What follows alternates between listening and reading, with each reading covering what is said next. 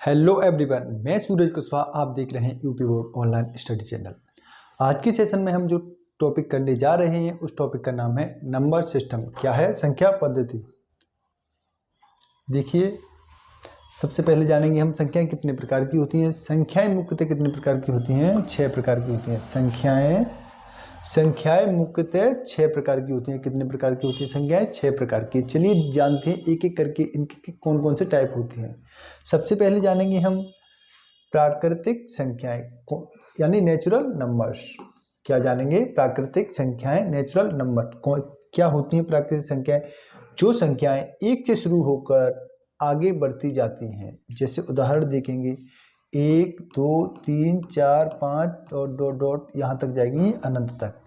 यानी जो संख्याएं 1 से शुरू होकर अनंत तक जाती हैं उन संख्याओं को हम क्या कहते हैं? प्राकृतिक संख्याएं। अब देखेंगे क्या? होल नंबर्स, यानी पूर्ण संख्याएं। पूर्ण संख्या क्या होती हैं? यानी होल नंबर्स क्या होती हैं? प्राकृतिक संख्याओं में शून्य को जोड़ देने पर जो संख्याएं बनती हैं वही हम क्या कहेंगे? उन्हें हम पूर्ण संख्या हैं। यानी यहाँ से हमने देखा कि ये जो अनंत तक जा रही थी ये सब क्या थी? प्राकृतिक संख्याएं थी।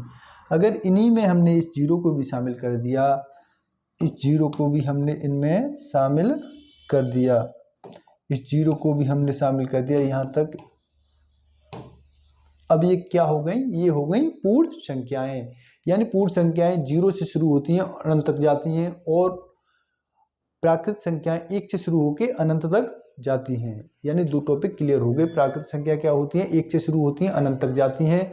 और पूर्ण संख्या क्या होती है? 0 से शुरू होती हैं और अनंत तक जाती हैं। नेक्स्ट देखते हैं क्या?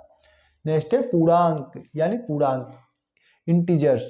क्या होता है पूर्णांक? देखिए, इनमें धनात्मक, ऋणात्मक और शून्य तीनों प्रकार की संख्याएं होती हैं। यानी पूर्णांक क्या होता है? पूर्णांक एक ऋणात्मक यानी नेगेटिव नंबर हो सकता है, जीरो भी हो सकता है और पॉजिटिव नंबर भी हो सकता है। यानी देखिए, ये हैं एग्जाम्पल्स पूर्णांक के। पूर्णांक कहाँ से शुरू होगा? पूर्णांक यहाँ से अनंत से शुरू होगा। यानी पूर्णांक कहाँ से शुरू होगा? पूर्णांक इधर इन्फिनिटी से, इधर अनंत से शुरू होगा, डॉट डॉट डॉट डॉट।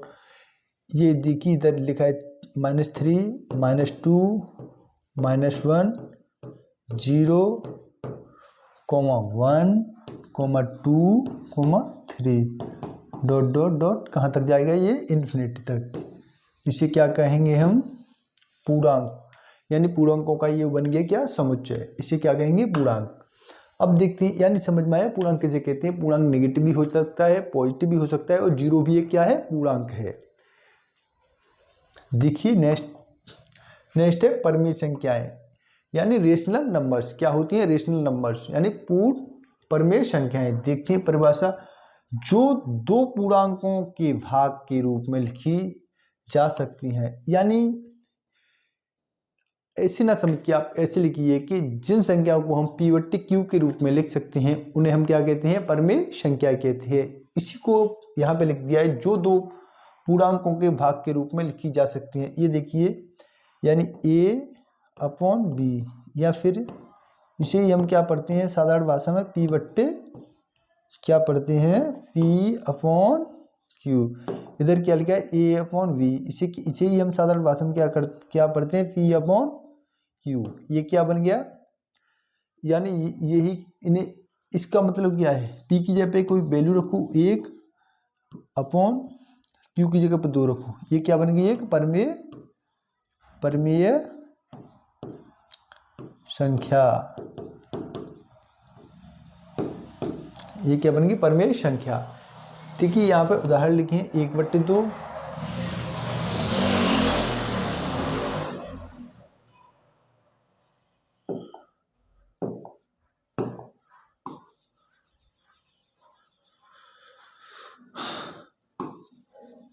1/2,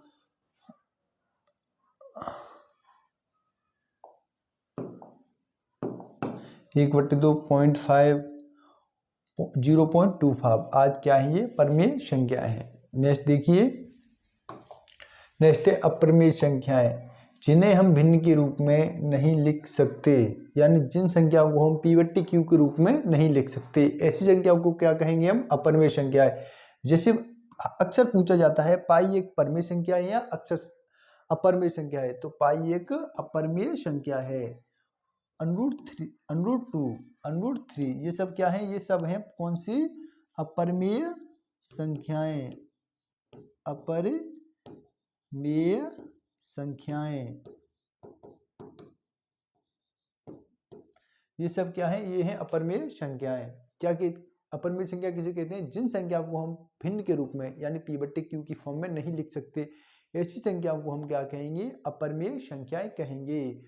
देखिए ज्यादातर आपको बस यही क्वेश्चन पूछा जाएगा, पाई एक परिमेय संख्या है या अपरिमेय संख्या है? तो पाई कैसी संख्या है? पाई एक अपरिमेय संख्या है।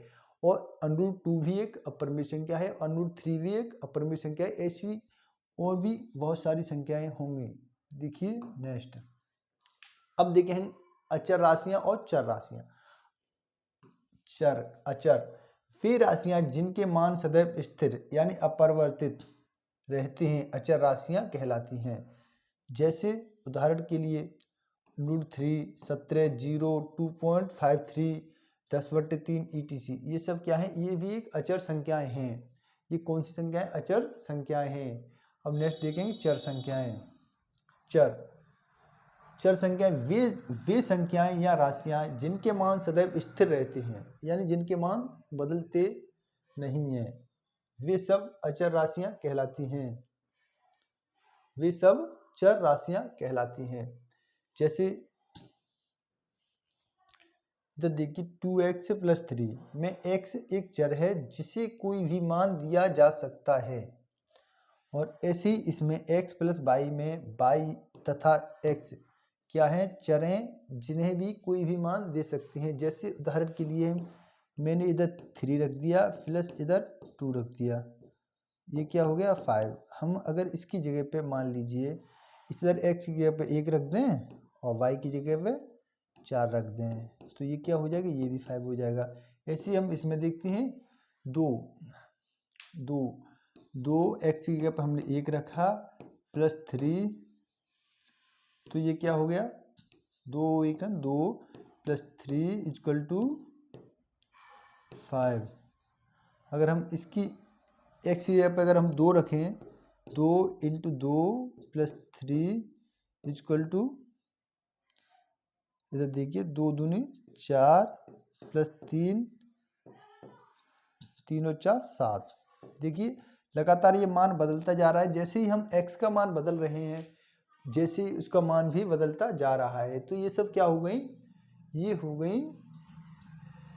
गई चर राशियां, यानी जिन राशियों का मान लगातार बदलता जाता है यानी स्थिर नहीं रहता, तो ऐसी राशियों को हम क्या कहेंगे? चर राशियां कहते हैं। नेक्स्ट देखते हैं हम अभाज्य संख्याएं। अभाज्य संख्या क्या किसे कहते हैं? वह प्राकृतिक संख्या जिसके केवल 2 भिन्न भिन्न गुणनखंड एक व स्वयं वह प्राकृतिक संख्या हो, अभाज्य संख्या कहलाती है। अब मेरी साधारण भाषा में समझिए कि ऐसी कोई संख्या जो सिर्फ 1 से कटे और स्वयं उसी संख्या से कटे, यानी आप ऐसी समझिए कि कोई भी ऐसी संख्या जिसमें 1 का भाग जाए और स्वयं उसी संख्या का भाग जाए, तो ऐसी संख्या को हम क्या कहेंगे? अभाज्य संख्या कहेंगे। देखिए उदाहरण, सबसे छोटी अभाज्य संख्या क्या है? 2 एक सम संख्या है, लेकिन ये अभाज्य संख्या है। ये अक्सर क्वेश्चन पूछा जाता है सबसे छोटी सम अभाज्य संख्या कौन सी है? तो 2, 3, 5, 7, 11, 13, 17, 19, 23, 29, 31, 37 ... ऐसे जाएंगे अनंत तक। ये एक अभाज्य संख्या, ध्यान दें एक अभाज्य संख्या नहीं है। अगर आपसे अक्सर पूछा जाए कभी भी कि एक अभाज्य संख्या है, तो आपका जवाब होगा नहीं। देखिए नेक्स्ट, सम व विषम संख्याएं, इवन एंड ऑड नंबर। सम और विषम संख्या क्या होती हैं? सम संख्याएं वे संख्याएं जो जिनमें 2 से पूरा भाग चले जाए उन्हें क्या कहेंगे? सम संख्याएं कहेंगे। ऐसी संख्या जिनमें 2 से पूरा भाग ना जाए उन्हें क्या कहेंगे? विषम संख्याएं कहेंगे। या फिर इधर देखिए -2 एक कैसी संख्या है? सम संख्या है। -1 एक ऑड, यानी कौन सी संख्या? विषम संख्या है।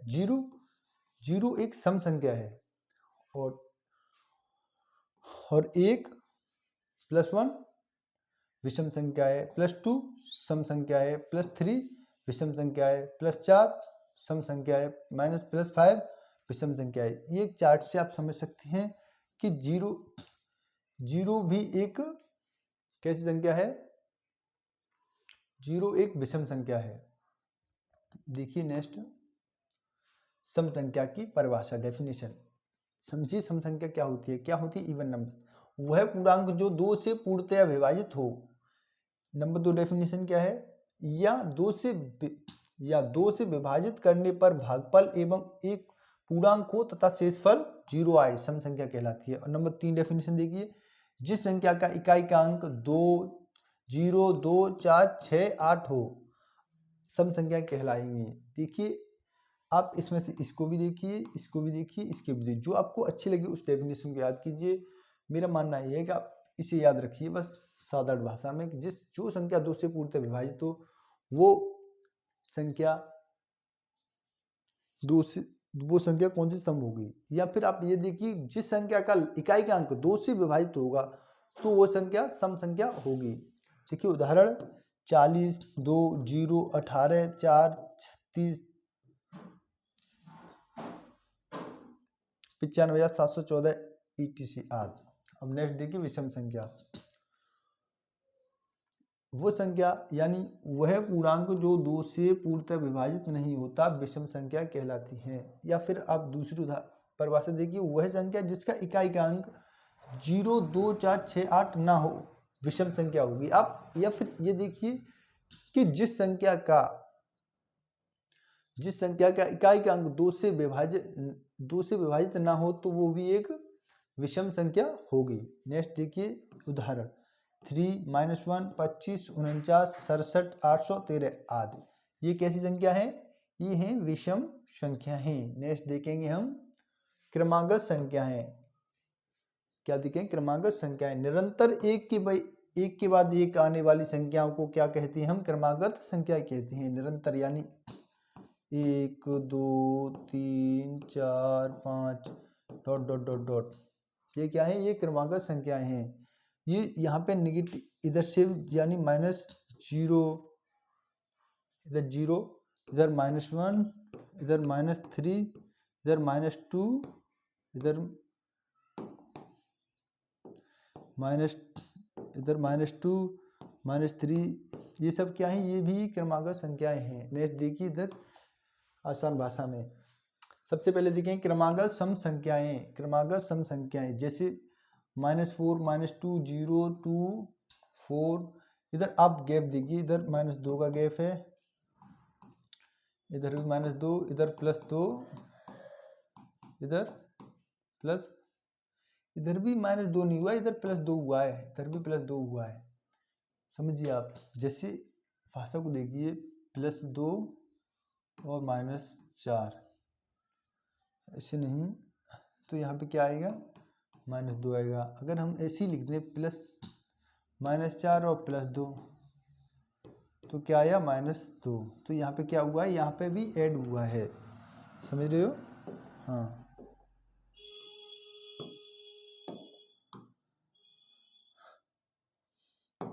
दोबारा देखिए इधर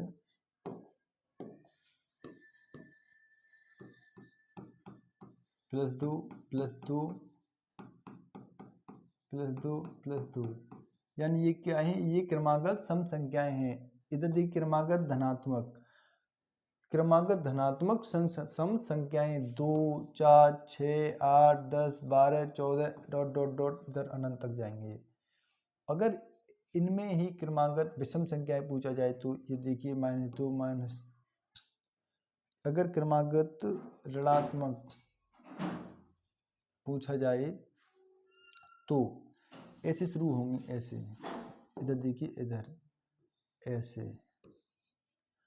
हम यहाँ से देखते हैं -10, इसके बाद -8, इसके बाद -6, इसके बाद -4, इसके बाद -2, इसके बाद इसके बाद 0 ...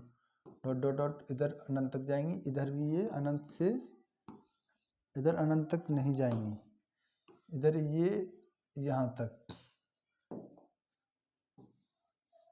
ये क्या हो गई, ये क्रमागत सम संख्याएं, क्रमागत ऋणात्मक सम संख्याएं हो गई। अब नेक्स्ट देखते हैं हम क्रमागत विषम संख्याएं। क्रमागत विषम संख्याएं जैसे -3, -1, 1, 3, 5, 7, 9। ये देखिए क्रमागत धनात्मक विषम संख्याएं 1, 3, 5, 7, 9, 11, 13 आदि etc अनंत क्रमागत धनात्मक विषम संख्याएं हैं। तो देखिए, आशा करता हूँ आज का सेशन आपको अच्छा लगेगा होगा। ऐसी ही वीडियो देखने के लिए हमारे चैनल को सब्सक्राइब करें। धन्यवाद।